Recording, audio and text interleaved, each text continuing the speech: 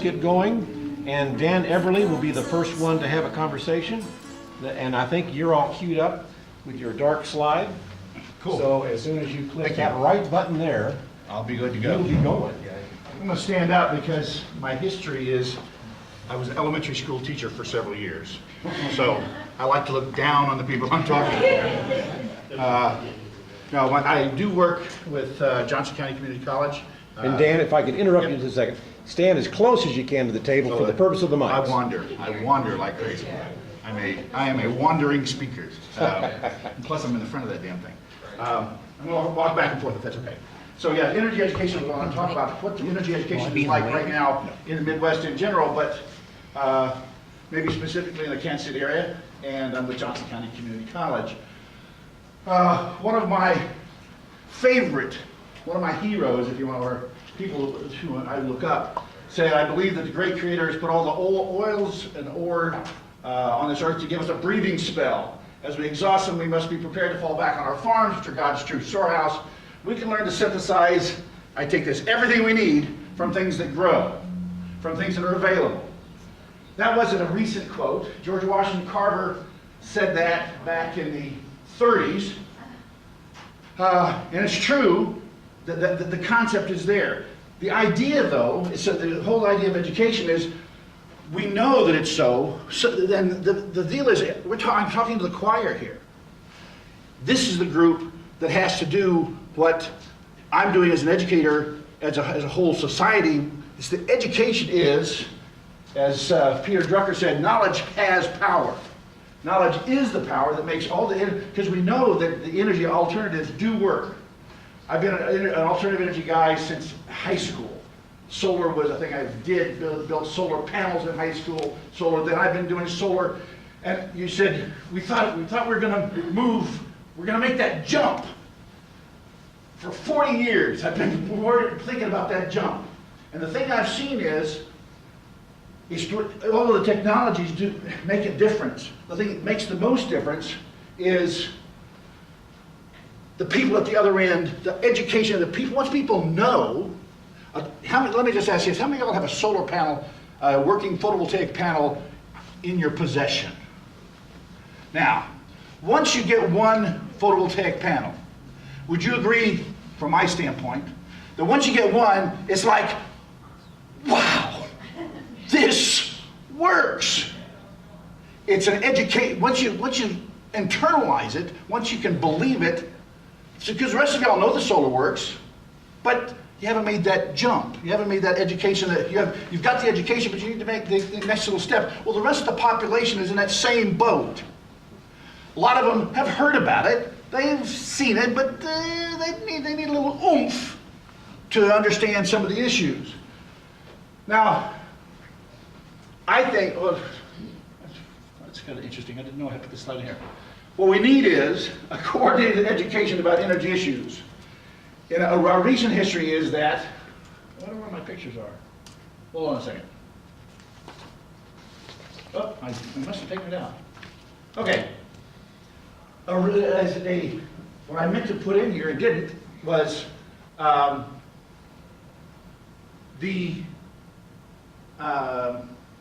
on, I'm having to regroup because it's not jumping where I wanted to.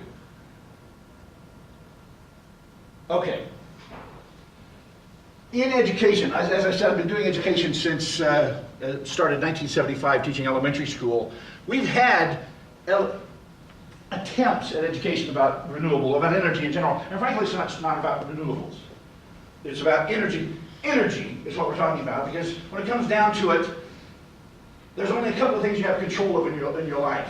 Everything that we have is a product of it's a product of time and energy and inspiration. Inspiration, God only knows where that comes from. Time is, for most of us, linear. Energy is the only thing that we really have any control of when we put in to build a table. We control the energy aspects, our own personal energy, the resource energy, all the energy is what we have control of. And we've had a pretty good education, sort of a slapdash method so far, without any real sincere. People have been sincere about wanting to do it, but it's been in a very limited sense, with only so much commitment from folks, and we all know why.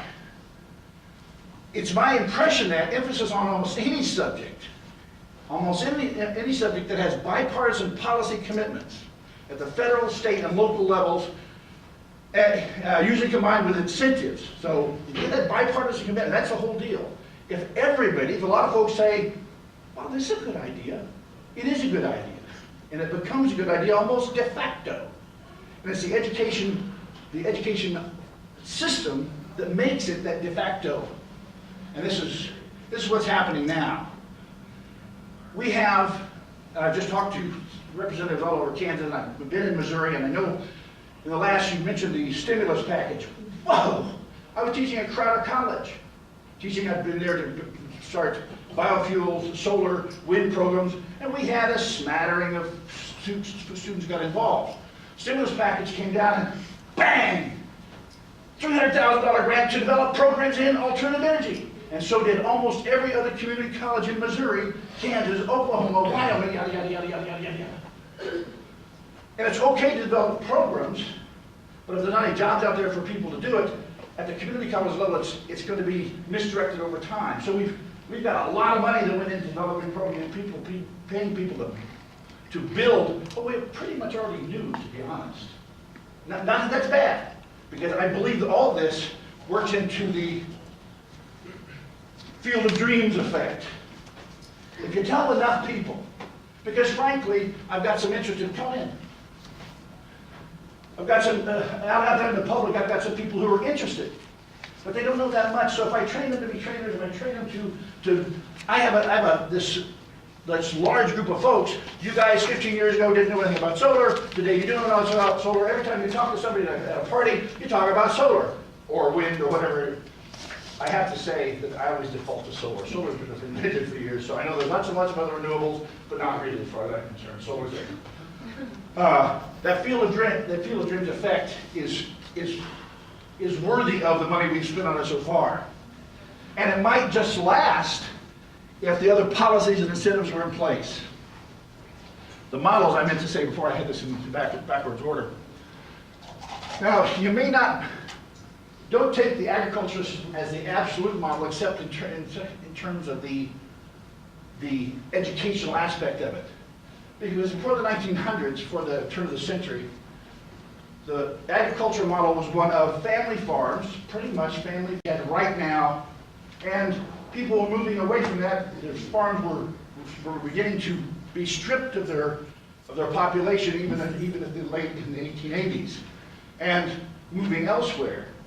This after the 1900, with the advantage of having lots of energy at our disposal, but that wasn't the only thing.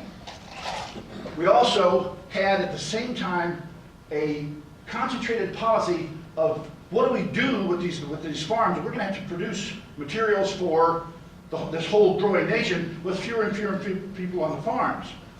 And although I'm not a big fan of huge farm processes, the concept of how we got there is valid, because all this happened partially because of the energy aspect, but also because there was a national, people don't even talk about it. It's not even discussed whether we should support farm research, whether we should support the idea of conservation of soil.